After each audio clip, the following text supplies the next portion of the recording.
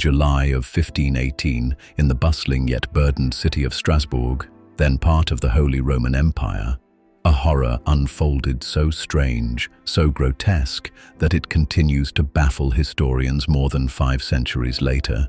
The city had already endured years of hardship.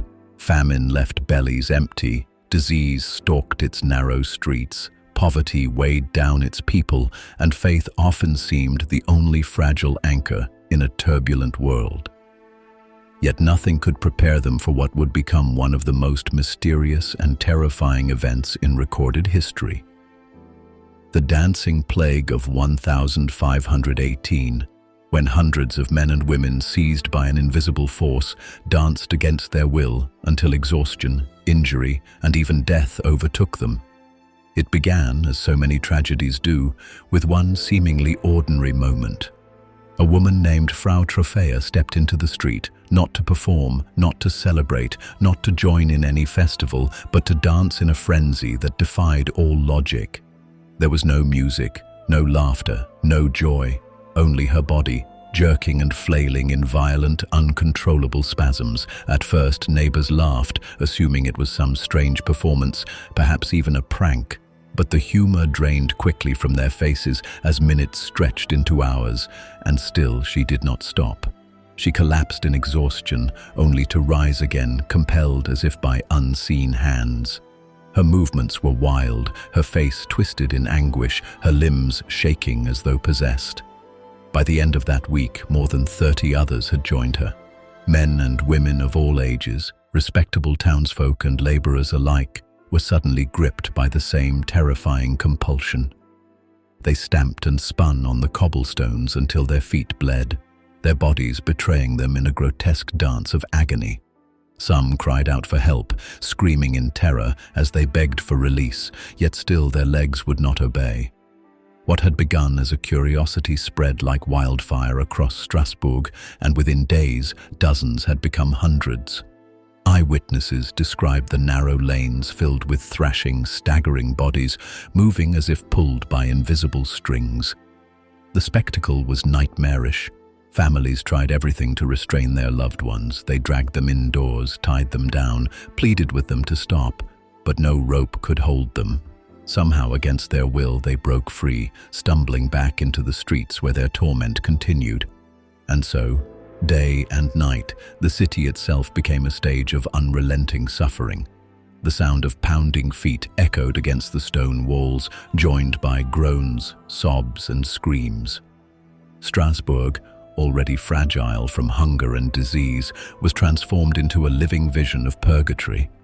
The authorities, frozen by confusion and fear, turned to physicians for answers.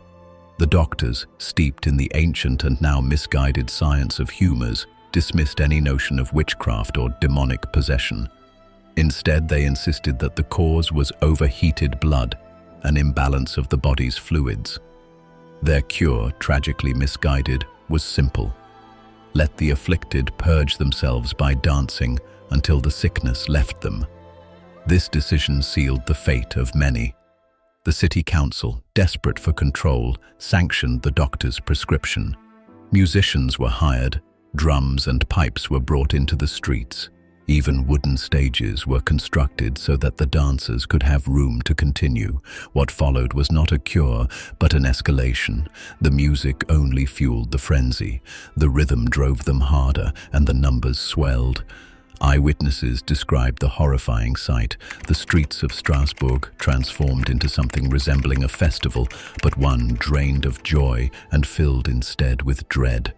Men collapsed where they stood, women fell twitching to the ground, children cried as their parents spun uncontrollably. Hearts gave out, bones snapped, feet shredded from ceaseless pounding. Families wept helplessly as loved ones literally danced themselves to death.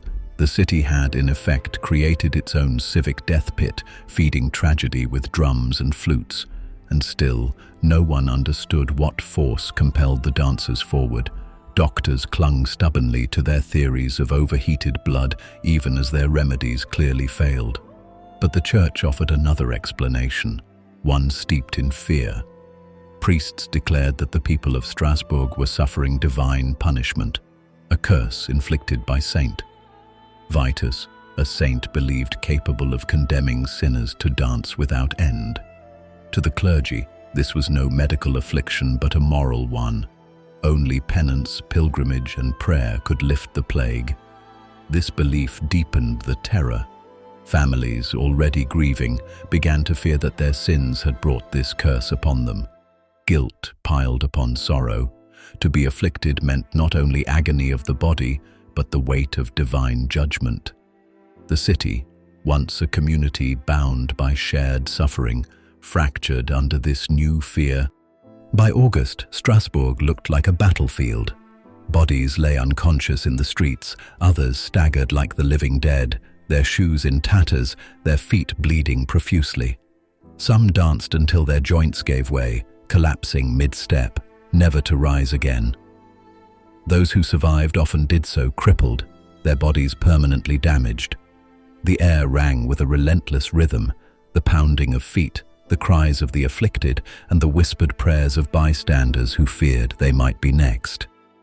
At last, the council abandoned the doctor's failed remedies and turned fully to the church. Survivors were dragged, sometimes against their will, to a shrine of Saint Vitus in the nearby town of Saverne. Some limped barefoot, others were carried by relatives. Rags were tied around bloody feet. Many arrived broken in body and spirit. Priests performed rituals, sprinkled holy water, bound their feet with cloth that had touched sacred relics, and placed crosses in their hands. For some, the movement slowed, the frenzy stilled, as though the curse had lifted. For others, nothing changed. They collapsed at the shrine just as they had in Strasbourg, still prisoners of their own bodies. Some died on the pilgrimage itself. To the clergy, these deaths proved divine justice. The faithful were spared, the guilty punished. But for the grieving families, the explanation was hollow. Their loved ones were gone, their homes shattered, and the city left scarred. By September, the plague began to fade. The number of afflicted dwindled. Silence returned to the streets, but it was not a silence of peace.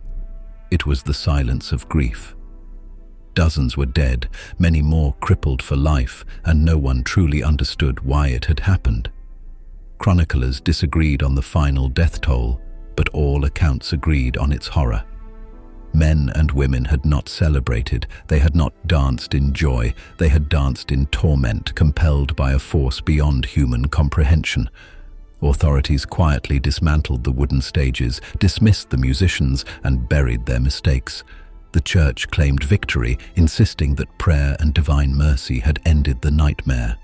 But in truth, the outbreak had burned itself out, leaving behind only devastation and unanswered questions. What cannot be denied is the human cost. The people of Strasbourg in 1518 were trapped in their own bodies, dancing until their hearts gave out. They begged for help that never came. Their families watched helplessly as loved ones collapsed, broken by motion. Not plague, not sword, not famine, but dance. Endless, merciless dance. The dancing plague stands as a chilling reminder of how fragile human society can be in the face of the unknown. Doctors prescribed cures that killed. Leaders ordered music when silence was needed. Priests claimed victory without offering true healing. And the ordinary people of Strasbourg paid the price. Centuries later, this tragedy endures not only as a historical mystery, but as a lesson. That history is not made only by kings and wars, but by the strange, haunting and unexplained horrors that fell upon ordinary lives. And in the summer of 1518, Strasbourg lived through one such horror, when men and women became prisoners of their own flesh, when a city was consumed by madness, and when hundreds danced themselves into the grave. A story written not in ink, but in sweat, in blood, in grief. A story that still chills us half a millennium later. And if you're ready to keep exploring the forgotten, darker truths of history that most people will never hear, subscribe now. because the past still has secrets to tell.